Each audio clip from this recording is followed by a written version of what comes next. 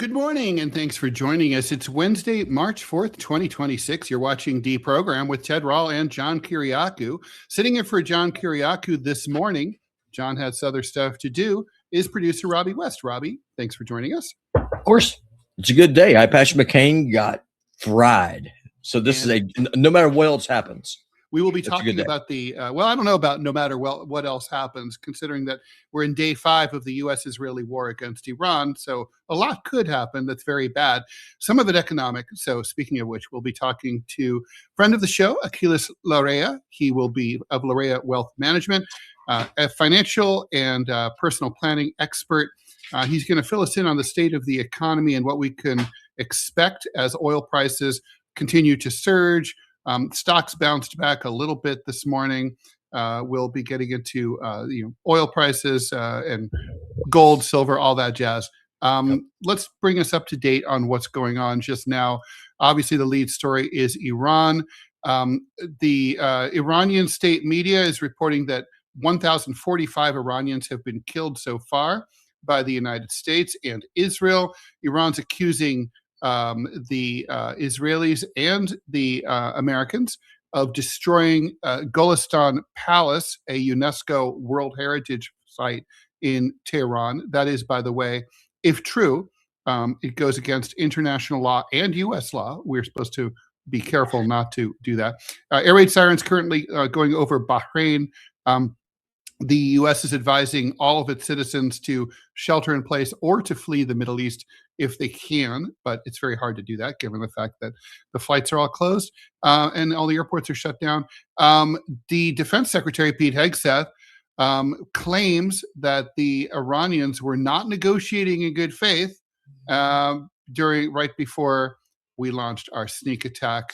Lots going on. Also, basically, the main story here is about Iran's strategy for survival. Basically, it's like the TV show Survival. They have to basically outlast and outwit the United States as long as possible, even as the U.S. is trying to mop up their navy. The U.S. just destroyed an Iranian submarine in the Indian Ocean, or at least they're claiming that they did, probably did. And the Iranians, meanwhile, are going to close the Strait of Hormuz. And the U.S., on the other hand, is promising to escort U.S. vessels through the Strait of Hormuz. I don't know what that would look like. Turkey says that that a missile, an Iranian missile headed into its territory, was intercepted by NATO defense systems. So what does that all mean? And finally, but certainly not penultimate, and so not last and not least, Ayatollah Ali Khamenei's son, Mojtaba, is the current frontrunner to take over his murdered father's job as supreme leader of Iran. Meanwhile, over in Texas, we were all watching the results of these Texas primaries. On the GOP side, things are a little bit boring. It ended up basically being a neck-and-neck result between the two Republicans. But on the Democratic side, there's some drama. Jasmine Crockett, never a stranger to drama, went into this election heavily favored to win, 56-44. Polls were running in her favor. That would be a hard, if not impossible, lead to overcome. Yet James Tallarico, who's sort of the centrist here, ended up defeating her 53-46. Right before this happened, the Supreme Court ruled against her campaign's request to give Dallas County voters an extension because Republicans at the very last minute decided to move all the Democratic voting precincts away from the normal place where they were located. Used to be that Republicans and Democrats voted side by side in Texas during their primaries. That's what Texans are used to. They basically decided to have it so that a lot of Democratic voters showed up to their customary polling stations only to find that there was no place for them to vote. Obviously, you have to assume that some of them were discouraged and decided, like, screw it, I'm not voting. And so, Jasmine Crockett, I don't care for her or against her, but it does sound like she has a credible case that she was cheated. Anyway, and we have Achilles joining us at 9:15, Robbie. We have a big pile of questions in the AHA slides. As usual, please like, follow, and share the show. Please put your questions into the live chat on YouTube and Rumble. If you're just joining us, John is out today. He'll be back tomorrow. We're here 9 a.m. Eastern time from Monday through Friday. Wow, that's a whole lot of, I get accused of talking too much on the show, but there's a lot of housekeeping. Okay, let's talk about, I always let John decide where we're going first. So Robbie, you get, as today's John, you get to decide where we go first. Good news first. Okay. I have no problem with good news first. The fact that Eye Patch McCain lost his primary, that gives me the warm tinglies, almost to Jeffrey Toobin level as an American. Do you want to explain exactly who you're referring to and what happened here? Yeah. So Dan Crenshaw was a congressman from Texas, from a very conservative part of Texas, and he was elected. And long story short, the guy went full neocon right out of the gate. I mean, he just got in bed with the special interests. He said that he would kill Tucker Carlson on a hot mic because Tucker dared to criticize all of the wars that Crenshaw supported, and because Tucker criticized the Israel lobby, that of course pissed off Dan Crenshaw even more because he's a wholly owned whore of the Zionist lobby. There's no other nice way to put it. The guy was a representative for Israel in Texas, not the Texas people. And seeing him get shown the door is fantastic. It doesn't matter if you're a Democrat. It does not matter if you are a Republican. You should be rejoicing today. Let's talk about the Democratic side because we have a lot of ground to cover before Achilles joins us. Let's talk about Jasmine Crockett's accusations. I know some people might take issue with my characterization of Jasmine Crockett as she's sort of a progressive. She's not really a Bernie Sanders AOC progressive, but she's certainly an aggressive Democrat. The DNC clearly did not want her to be the Democratic nominee in this race. And so they decided to back Tallarico. And, I have to say, I read a lot of polls. I look at a lot of results. I've been around a long time. I've never seen a lead like this evaporate literally in 48 to 24 hours before. I smell a rat. It could be a rat. It could be that the polls were wrong. I mean, we have seen that happen before. That Look wrong? what happened with. Oh yeah. Hillary Clinton was supposed to be coronated, and instead she got wrecked. She was expected to win 52 to 48, and that didn't. That's not. So she didn't. But the point is, that's like a 2-point reversal at most. Here you're talking about basically God, I'm trying to do the math here. A 9-point flip. I don't know. Well, also, I wonder, if they were just polling very heavy Democratic areas. I wonder if they just were victims of people drinking their own Kool-Aid. And another thing it could be is whoever the pollsters were contacting, there is the possibility that they said, yeah, I'll vote for her, because if they said they wouldn't, they would be afraid of being called racist. So I wonder if that plays into maybe, but these polling organizations are pretty good. The idea that, pollsters can be wrong in a tight race, but this wasn't a tight race, Robbie. And then we'll move on, but I don't know. No, she got wrecked. And look, you can't ignore the factor that the Republicans literally moved the ballots. Logically, if you have two candidates, one's really in the lead, you suppress turnout. And the people who hate her, probably there were a lot more emotions against her than for her. People who supported her probably just weren't that excited about Tallarico, but maybe not that excited about her. I don't know. We need some Texans to chime in on this. Maybe we can get some into the chat. Robbie, before we move on, before we bring in Achilles, who I don't see yet anyway, we're expecting him in a few minutes. Let's talk about Iran. So actually, we should do some questions because Iran is going to require a further expose. So let's go ahead and get into the House slides. Well, actually, we have a. This is why we need 3 people doing this show. Yeah. Yeah, we really do. Okay, so there's a super chat in today's in YouTube. Where are you? Where are you, super chat? I saw. God, I just saw it. It's so annoying. I'm looking for it too. Oh, there it is. John Cusack, one of my favorite actors. Thanks for the $9.99. If and when do you think Iran will use sea mines in the Strait of Hormuz? Do they have the small boats required? I do think they're gonna mine the strait.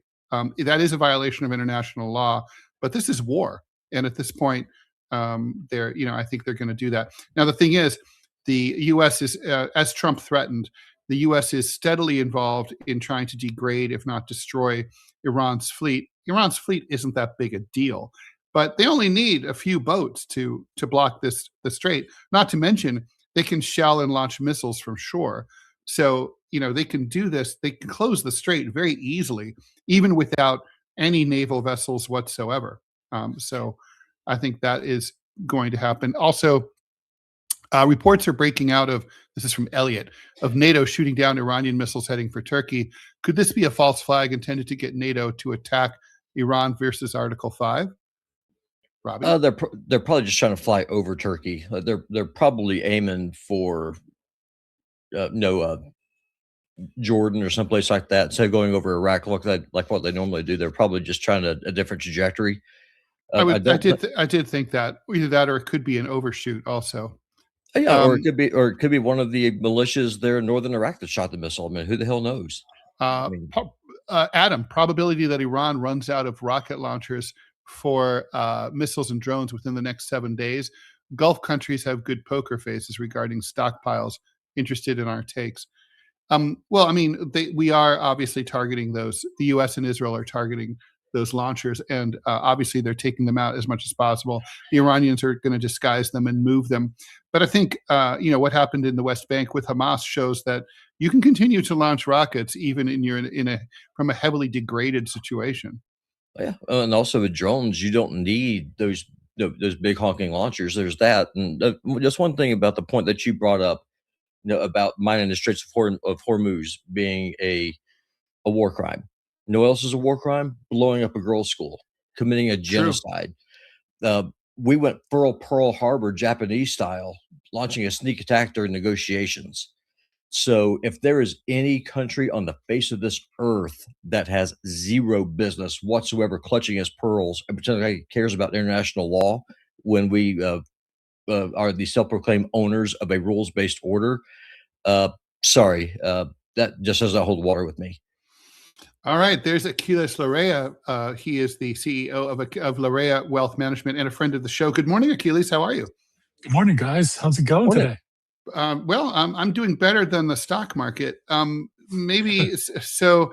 Basically, the cliche, Achilles, is always that war is good business. It always stimulates the economy. That's how World War II got us out of the Great Depression, and yet almost immediately, as soon as the missiles started flying from the U.S. and Israel into Iran, the securities markets around the world started to respond mostly negatively. Overwhelmingly, stocks tanked about 2 full percentage points yesterday, and the only exceptions were, unsurprisingly, energy and defense sectors. I was very interested in the fact that gold and silver also tumbled on the news. Usually there's a flight to precious metals in times of instability. But and then, of course, oil prices are skyrocketing. When I checked before I went on the show, oil futures showed that the per barrel price was already up. Right now we're at $74.27 a barrel. That's way up. And so, some analysts are predicting $100 a barrel prices. That could, of course, trigger global inflation fears. Break it down for us. Why don't the markets like this war? Let's actually take a step back. Okay, and we're going to talk about investor mentality and how decisions are made and what managers are talking about. And there's a lot of misconceptions. Okay, absolutely, you're going to have oil going up. Absolutely, you're going to have commodities going up, and you could see that in a very short period of time. Yeah, gold and silver went down. That's another thing that could go up very quickly. War is good for business.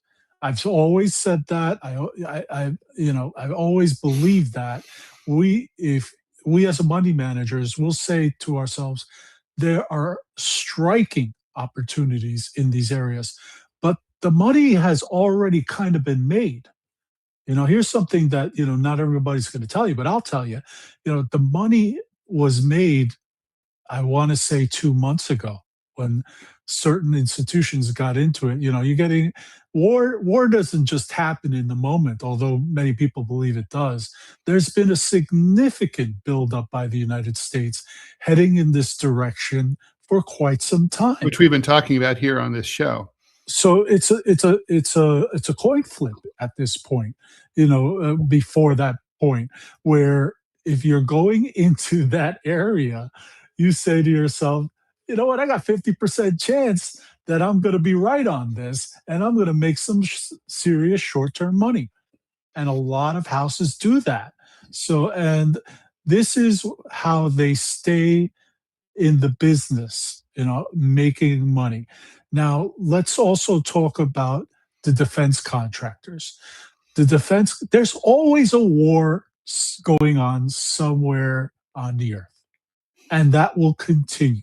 So your Lockheed Martins, your RTXs of the world, Raytheons, your Honeywells, all the companies that produce this infrastructure of the war machines per se are going to benefit greatly. And we saw that. But inversely, what takes a tumble? Cyclicals. What are other areas, that are just not, there's a big distraction. Technology is still the best place to be. What does this do, guys? This creates a distraction. So, yesterday I was going in and buying again. And this is why we always keep a high cash position at L'Oreal Wealth, because there's always opportunity here. And you go in and you buy it at high quality stocks, technology stocks, or the like, at decent prices. There's going to have to also be a rebuilding of sorts. Who do you think is going to be there when the rebuilding starts? You're going to have companies like John Deere. You're going to have companies like Caterpillar. They're already acting like growth stocks right now. They're very out of character, making money, and I'm not just saying this to, talk about those stocks per se. What I'm really getting at is that positioning yourself in your portfolios to take advantage of world events will enrich you over a long period of time. But most people are emotional. Most people don't have the savvy to know all this. Some people do. I would say less than 10%, honestly. But now the talk is, guys, as I said at the beginning, oh, I'm going to go into commodities. Kind of late to the party. Yeah, you might make 2% to 3%, but you're not going to make much there. If you had been there 2 months ago, all of a sudden you made 10, 15%. I have a question for you, Achilles. Absolutely. So no, you're talking. No, I hear what you're saying about the investing class. The people who've got money who are invested in the stock market. But what do you have to say about the people who live paycheck to paycheck, who are not in the stock market? I mean, Trump ran on a strong economy, bringing back good paying jobs. He has failed completely, totally, and utterly with that. Inflation was already creeping up before this all started. So if you're just concerned about how am I going to pay the bills this month, and then we go and we start a war without congressional consent, without our president even trying to get the approval of the American people, he's not even trying to sell it. And now we're seeing energy prices go up. That's going to trickle into everything. How does normal people factor into this? Do they factor in at all? do people like me factor in at all? Yeah, Or absolutely. are we just fucked? No, no, no, no, no. Okay, first we have to step back, Robbie. We have to talk about mindset. Okay. All right, this is something that a lot of people don't understand. 20% of your pay should go to your 401k if you can pull that off. Pre-tax is better if you have a regular standard 401k. All right. 20%. Why do I say such a high number? Yeah, that's a lot. Because, yeah, it sounds And like a there's not lot. going to be any matching from most employers. Correct. And more importantly, though, why do I say such a high number? Because then you can start thinking about, there are certain communities in the world who have followed this model for years. It's proven. They live simply. They do not do any extemporaneous wasteful spending, and they are able to put money away. So talking about mindset, that's very important. That's the first step. I'll take a business owner, for example, right? Like Yep. myself. A business owner has been struggling for years. And then he changed his mindset and said to himself, well, I'm not happy just doing the bare minimum. Have you ever done the bare minimum on something athletic? Oh, every day. Okay. All right. I was an athlete at one point, and let me tell you, bare minimum gets you nothing. Yeah, All right. I can vouch for It's that. the same thing when it comes to your money. You have to treat it with reverence. You have to treat it with significance and the fact that you're going to make money over the long period. Now, whether you do this within your 401k or whether you do this otherwise is not the most important part.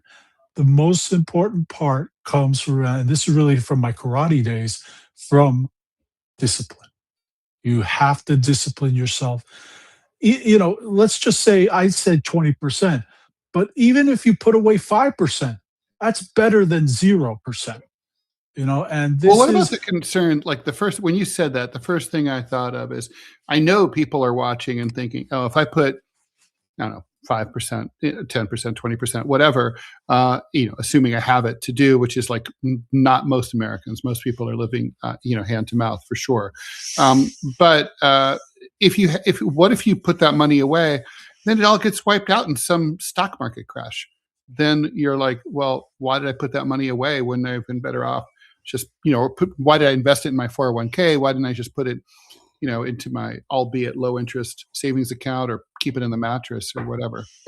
okay. Let's take that apart. All right. If you're going to put it in the mattress, you're guaranteed zero. Mm-hmm. If you put it in the bank, you're guaranteed to lose money every single year. Inflation is higher than the savings rate that you're going to A receive. lot higher. Yeah. So you need to seriously consider going back into the market while certain prices are low. When these events happen, guys, you have to take advantage of it. You can't sit by idly. You have to put more money in and not, damn the consequences. I'm not saying not to pay your rent. I'm not saying not to pay the significant bills that are recurring every single month. I'm saying that the money that you would normally spend to go out eat, you might eat once or twice a month, right? But take one of them, one of those instances, or tighten the belt. All right. This is nothing new. When people tighten their belts and really concentrate on the positivity that comes from putting a significant amount of money away, yes, you must have a cash reserve. Absolutely. Right. But when that cash There is a reserve, risk always. there's risk in anything. You walk across the street, there's risk. Right. But the market's risk reward ratio, the reward is much better than just keeping it under the mattress, than keeping it in a money market account. Money market is great. I'm going to tell you when it's the only time I think it's great. When you're going to go make a significant purchase. That's the only time. All right. So you're But putting money aside for like a down payment on a home or something like that. right, and then you get you paid 3.7% and the like before you actually purchase the home. All right. So that's one instance. Or you're going to buy a car, or you're going to buy something but not long significant. term. Yeah, it's for the moment. All right. Achilles, let's talk about the crisis. I'm sorry, but I do want to Yeah, get this. I mean, I know that's what our viewers are going to want to know about. I mean, so how do you see how do you see things playing out here with this conflict? What kind of timeline? What's going to be? What sectors? How are the various sectors of the market going to respond? And I'm really curious about this gold and silver thing. Why didn't gold and silver go up? yeah. Let's take this apart. If we're talking about conflict time, who knows? The talk is 1 month. Talk, it could be 6 weeks. No one knows. Uh, No one knows at this point. However, Iran does not have an unlimited supply of munitions, versus the United States. Neither did Afghanistan, but they kept us bogged down for 20 years. Well, there's a lot of ineptitude and a lot of bloated, wasteful spending that occurred in Afghanistan. We're not going to a ground war yet. Now, if we go to a ground war, then war starts becoming more expensive. If we can, wait this out and keep doing what we're doing, particularly, with minimal ground forces, then I could see this lasting a very short period of time. And honestly, we don't need to be the policeman of the Middle East on this. So that's one aspect. Well, it does look like that's the direction that we're heading again, right? Well, yeah, policy aside, let's talk about gold. Mhm. Right? The reason why gold didn't move, Mm. gold has experienced a significant upturns. Gold and silver actually have experienced significant upturns in a very short period of time. When, the gold bugs, as I call them, whenever there are periods of uncertainty in the stock market, gold and silver tend to go up, not in tandem, but they tend to go up. However, that uncertainty is unfolding in the market. Mhm. And in this particular case, I think that what's happening with gold is that we're seeing a bit of a correction taking place there, which is normal and part of their market. Uh, the gold investment per se is still a very good investment. I don't believe it should be more than a certain percentage, 2 to 3% of any given portfolio at this particular point, because it's important to have it, but it's not important to bet the farm on it, Ted. So that's my feeling towards that end. What other sectors are going to benefit from this? Aerospace, absolutely.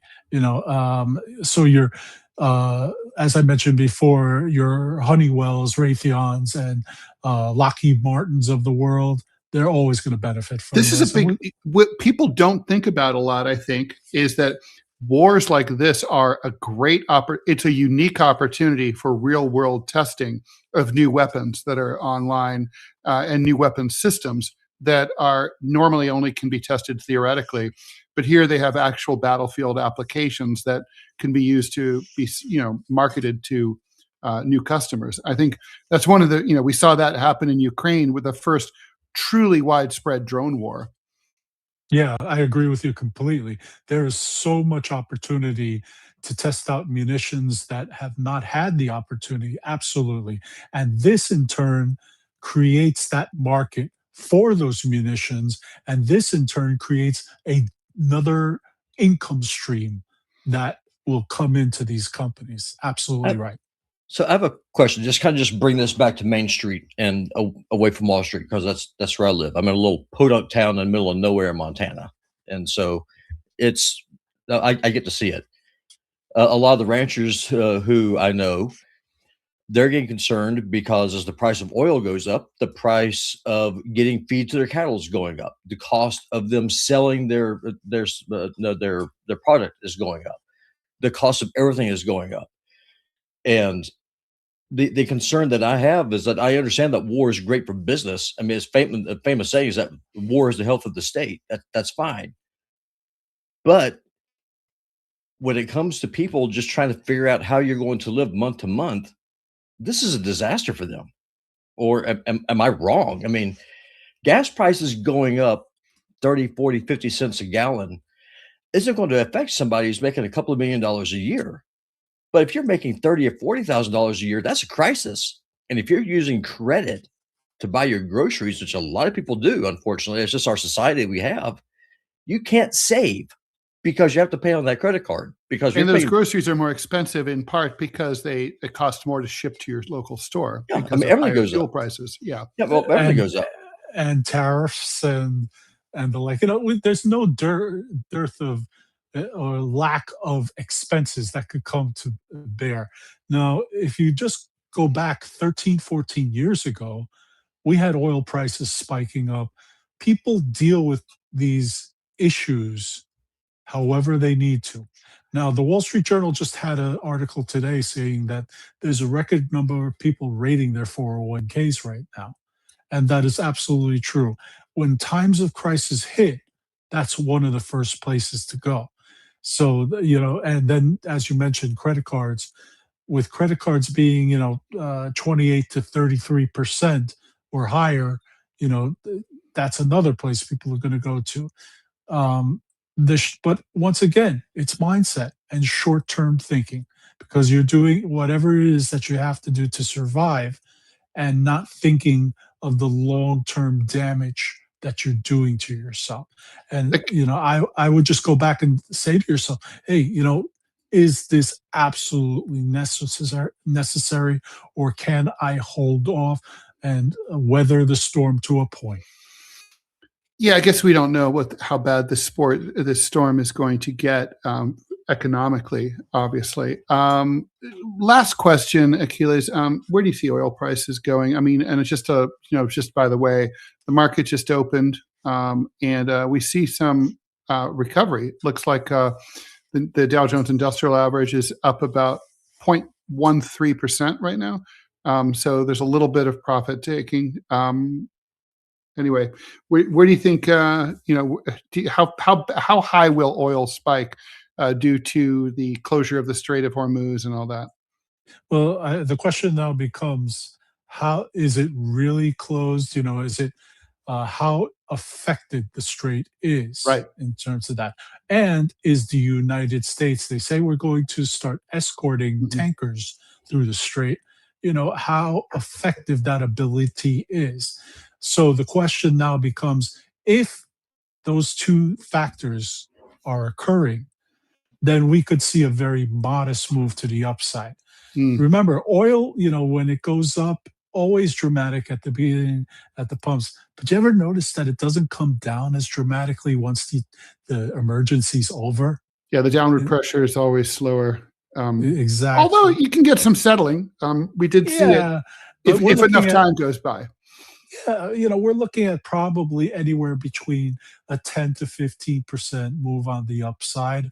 However, we see That's it big. going, yeah. Well, I mean, we're talking from the start, so we're already into that, Yeah. right? So, does it have more legs to go on? Who knows? I can't take my crystal oil ball out and tell you. Well, if you can, give me a call. Not that I have spare money lying around. I'm gonna go play the lottery if that's the case. But that, all kidding aside, yeah, we're looking at probably another move. 3-4% more.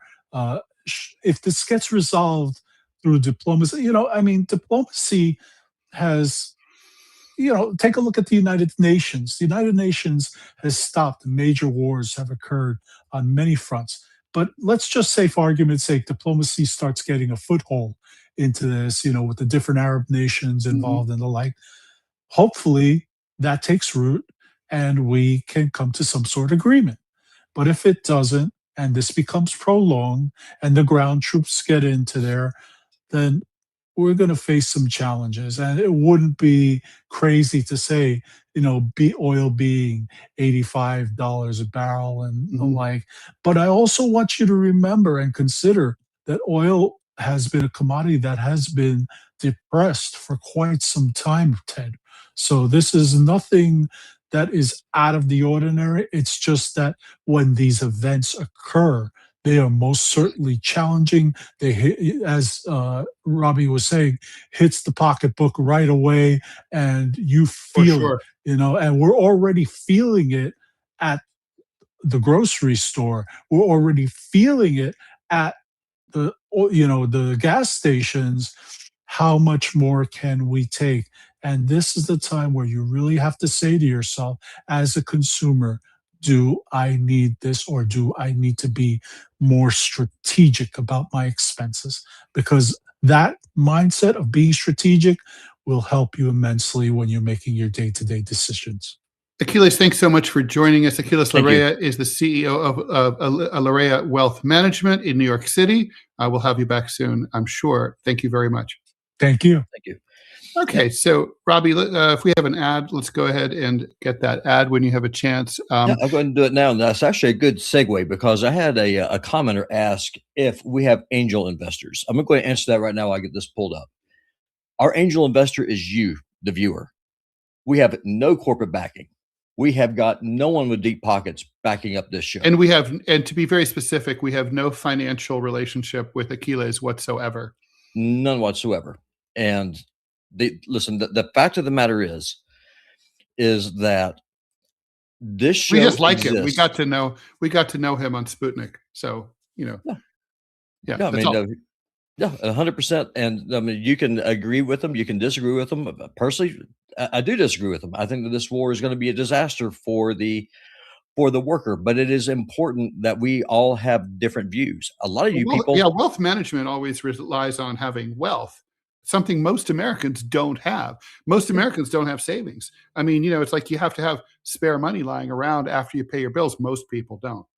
I mean, a lot of y'all hate my guts because of my stance on immigration and nationalism. It's okay to have people on that you disagree with. It's a good thing. It's a good problem to have. And that ad is up now, Ted. Yeah, thank you very much. I'll go ahead and do that now. Hey, so still haven't tried 1775 coffee? Well, I know Robbie has, because he drinks it every day. Now's your shot. The 1775 starter kit just dropped, only 1,000 units. You're getting the bold, dark roast that hits hard, the smooth, medium roast, and the Vitality mushroom coffee for clean energy and laser focus. No crash. All single origin, small batch, toxin-free, and mold-free. Plus, you're also getting a gold spoon clip because freedom isn't scooped with plastic. A frother, strong enough to stir up your coffee and your mother-in-law's opinions. And a black 1775 tumbler. $170 worth of coffee and gear. Yours for $99. This is for the ones who've been watching 1775 blow up on Rumble, wondering if it's actually worth it. Spoiler, it is. Go to 1775coffee.com/studio and grab your starter kit before they're gone. Bold beans, clean fuel, and a morning routine that stands for something just like Rumble does. And seriously, I will ask John about this, but I'm sure I speak for the both of us to say that if we ever did, hopefully we will get a sponsor at some point, that would be 100% revealed, and we would not allow that sponsor to control anything about what we had to say or opinions about anything. John and I and Robbie, one of our major personality flaws is that we will not shut the fuck up about what we think. Yeah, at our detriment. Yeah, for sure. I mean, it happens, and I'm dead serious. Y'all listen to me. Just because you disagree with someone does not mean that person is your enemy. Your enemy is the person who is in a suit working at some fancy bank, working at a lobby group, or is a politician in DC who is reaching into your pocket, stealing your money, and then wanting to send your sons and your daughters off to go fight a war that we have no say in, that we have no consent in, that bends you over the table and screws you every single day. Just because someone has a different opinion does not mean that that person's your enemy. Tati Mari, thanks for the $5. Sorry to interrupt. No, you're good, Robbie. Is China likely to push Iran to negotiate if this lasts past 100 days in order to avoid an energy crisis? Thoughts? Well, first of all, I'm glad that this question came up, Robbie, because there are reports that Iranian intelligence officials reached out through informal back channels to the CIA. I'm going to ask John about this tomorrow.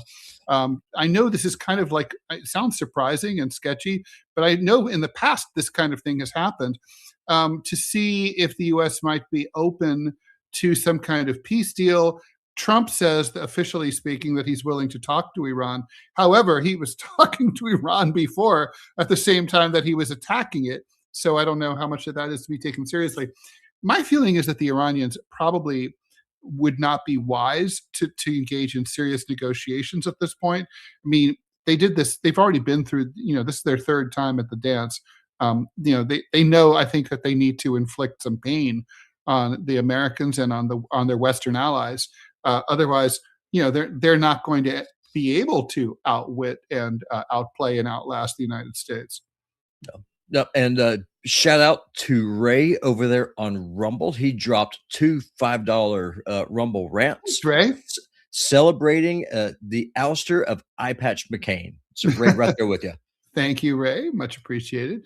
All right. So, and thanks for the $1 on Soon Heaven. Much appreciated. If you're just joining us, it's 9:42 Eastern time. And thanks for the Emirati dirhams from Umar Sheikh, 50 of those. Thank you very much. Thank you. Much appreciated. Your generosity is always overwhelming. But if you're just joining us, Robbie West, producer, is filling in for the, I don't say vacationing, he's working, John Kiriakou. John will be back tomorrow. Again, just please like, follow, and share the show. TMI show coming up at 10 o'clock Eastern time. Let's talk a little bit. Let's take some more questions, Robbie. Yeah. Let's just go knock out the questions in the time we got left. All right, let's do it. All right. Good morning, and thanks for the steady content info. Much appreciated. What potential paramilitary or military factions in the region might the U.S. try to supply or support if they decide to go that route? Thanks again, guys, and have a good one. Robbie, my take here, and I've been mulling this story over, I'm sure you have too, over the last 5 days. I really think the most likely outcome here, and I'm not sure that it's one that the United States would view as an unhappy accident, is going to be civil conflict. I mean, Iran is an empire carved together. It's not one unified culture. It's got a dominant culture, but it's got, a Kurdish region, an Azeri region, and a Baluchi region. And, some of them get pretty spicy. I could really see when central authority starts to weaken in Tehran, which obviously they are now, that armed militia groups, especially if they were supplied through back channels by the US CIA and other outside factions, could start to break away and launch a civil war in Iran. I think that's the goal. I mean, we only have 2 options really to replace the Iranian government. One, well, I guess 3. The first one is just simply bomb them into submission. I don't think that's going to happen. I mean, it's an ancient culture. It's a militaristic culture. They understand war. I don't think they're going to be going away. We can't bomb them into submission. Option number 2 is an American invasion. I cannot think of anything that would actually cause more unrest here in this country than us deploying ground troops to go fight and die for Israel in a ditch in Iran. I just don't see it. So that leaves civil war. And I think that's what it is that we're going for. And the question I have to ask myself, and I mean this sincerely, I see a lot of people in the chat saying, well, Robbie, why are you supporting the Iranian government? I don't support the Iranian government, but also is not my problem. My government is my problem. The Iranian government is not my problem. And it is entirely possible to say Saddam Hussein was evil and the United States should not have invaded Iraq. It is entirely possible to say, both the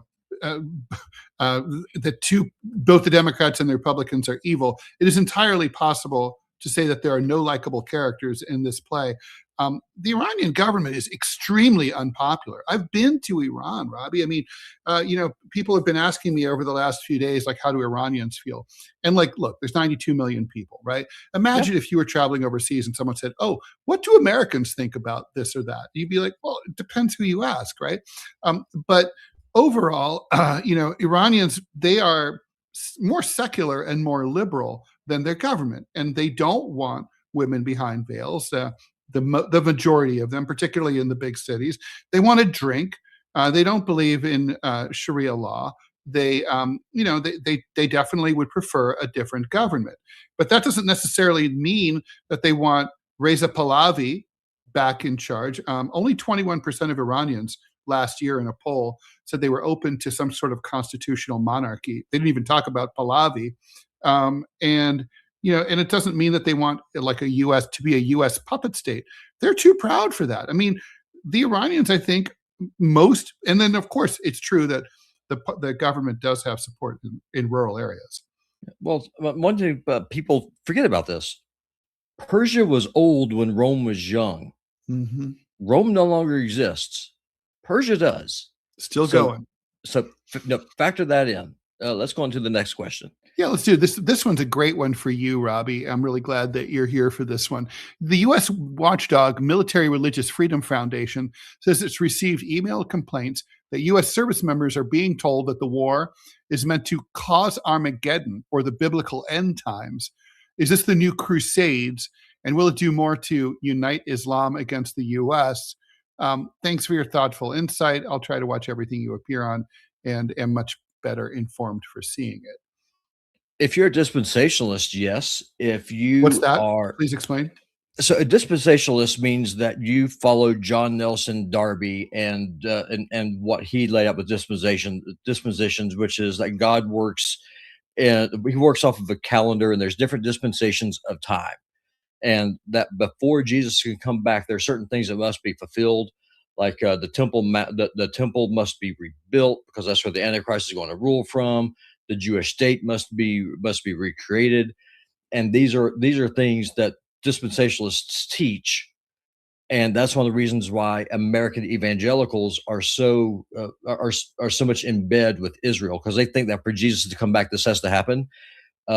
As a Christian, I can tell you right now, Jesus does not need your help. He will come back when he's doggone good and ready, and he does not need to come back because of a nation that hates him and teaches that he is boiling in semen and crap, blows up a mosque.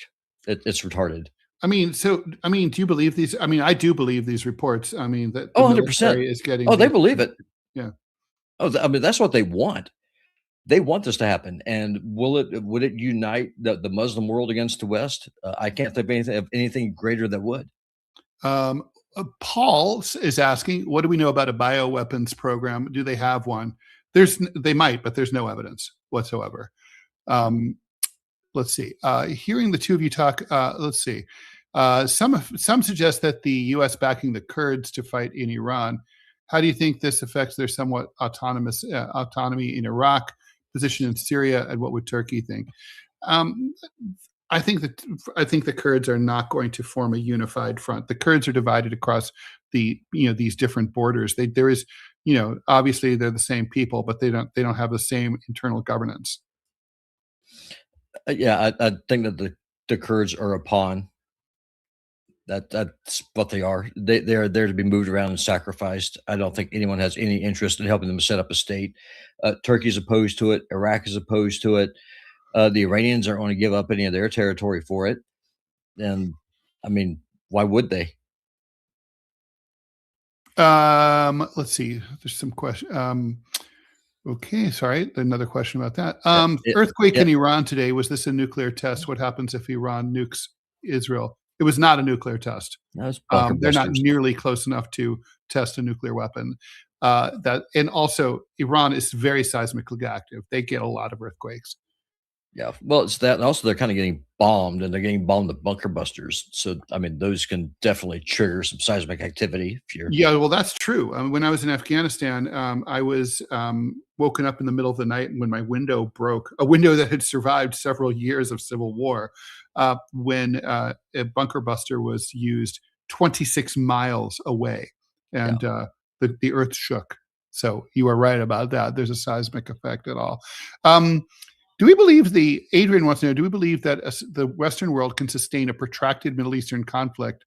I don't see anyone, especially in my Gen Z generation, looking at a future in the military. Would a draft be something you could see coming back? Speaking personally, I'd rather be shot or locked in prison than fight Bibi's war. Oh, that's good thinking. I don't think a draft is coming back. I mean, the draft was forced upon the U.S. military. They didn't want it. I mean, sorry, a volunteer army. They wanted to keep the draft. They went out kicking and screaming. Now they would never want the draft back because the volunteer army is great for them. People who they're not having, like people like me aren't having our kids drafted and sent to wars we disapprove of. The only people who are going are volunteers. And so there's a higher level of enthusiasm, or at least passivity.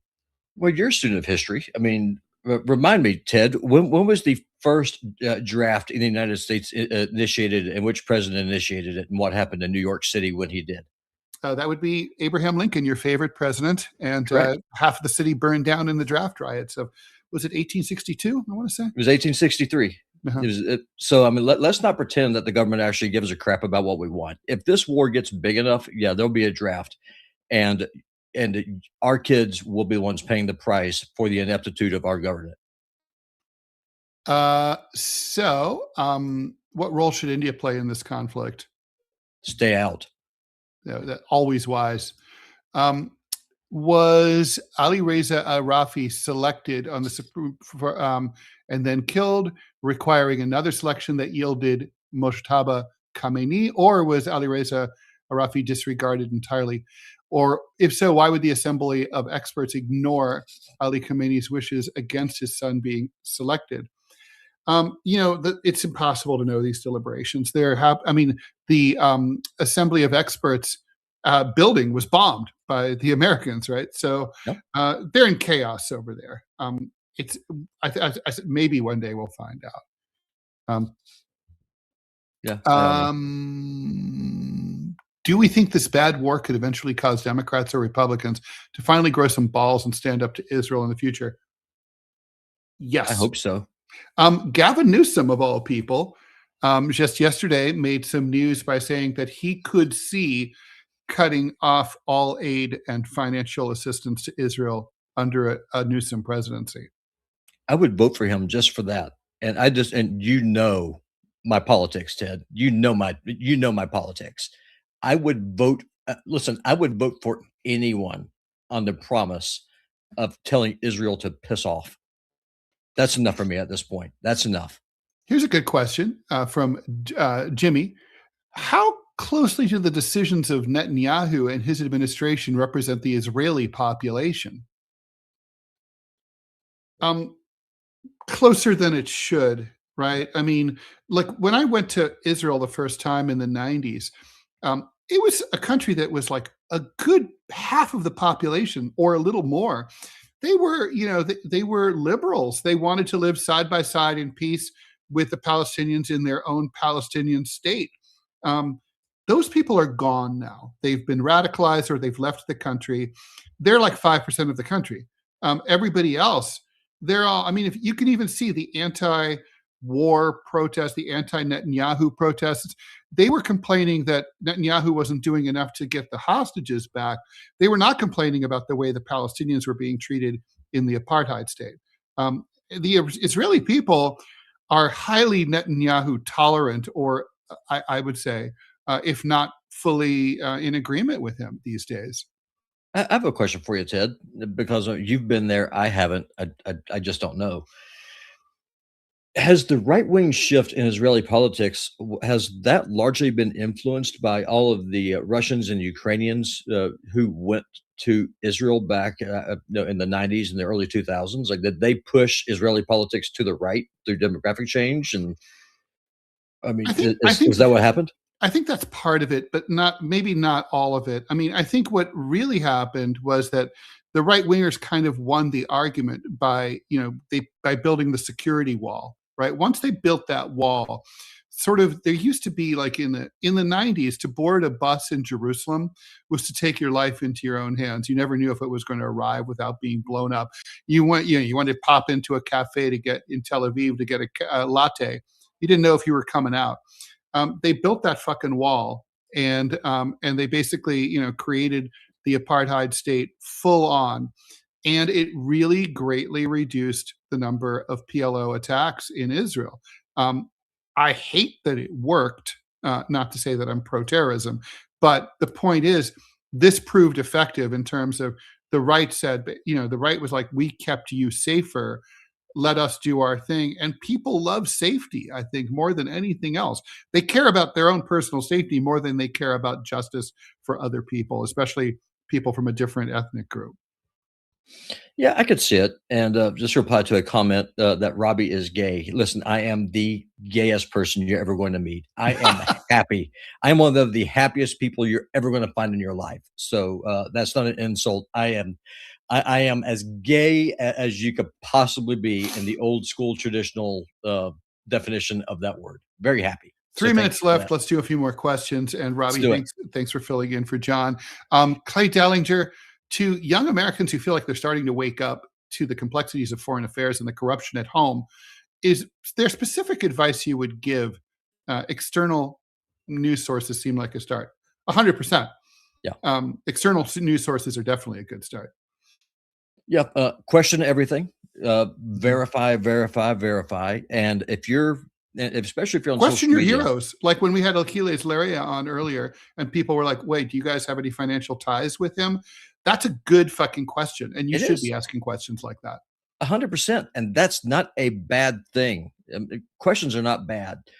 One thing that I would recommend that you look for is if you're seeing all the big influencers and they are all saying the same thing, yeah, then they're getting talking points from someone. So yes. It's a good idea to balance things out with people who you agree with and people who you disagree with. That way you don't fall victim to your own confirmation bias. I'm a right winger. It'd be very easy for me to just surround myself with right wing influencers. Conversely, two of my best friends are lefties. It's a very good thing to have your feet firmly in both camps, and don't be afraid to ask questions and learn and admit that you're wrong. 100%. Goon 7956, was the Iranian girls' school really hit? Yes, it was. And you're going to say, Ted, how do you know? The reason I know is because there's no question about there's the people who are best situated to oppose it, to say that this was a false flag, that the Iranians did it themselves, or that it didn't happen, aren't saying that.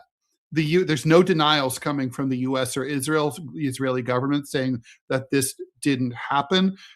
Those denials wouldn't mean that it didn't happen. But when there's no denials, everybody's on the same page. Yeah, it happened. Yeah. How long do you think the UAE, Saudis, Bahrain, Qatar, and Oman will keep accepting getting attacked by Iran and getting their economies hurt? There's back channel calls happening right now between the Trump administration and those countries, and they're trying to decide, whether they should or can get involved. Those countries have a problem. They oppose Iran on behalf of Israel, but their people don't, and so they have to. That's the needle they have to thread. Yeah, no, I agree with that. And no, monarchies, contrary to popular belief, even the monarchies, dictatorships, they care about public opinion. Well, because if they don't, their heads end up on spikes. Yeah, I mean, that's happened to the French. Even Nazi Germany, they used to have Hitler had spies in cafes and bars all over Germany to find out what people were really thinking. Even if Adolf Hitler had to care, everybody's got to care.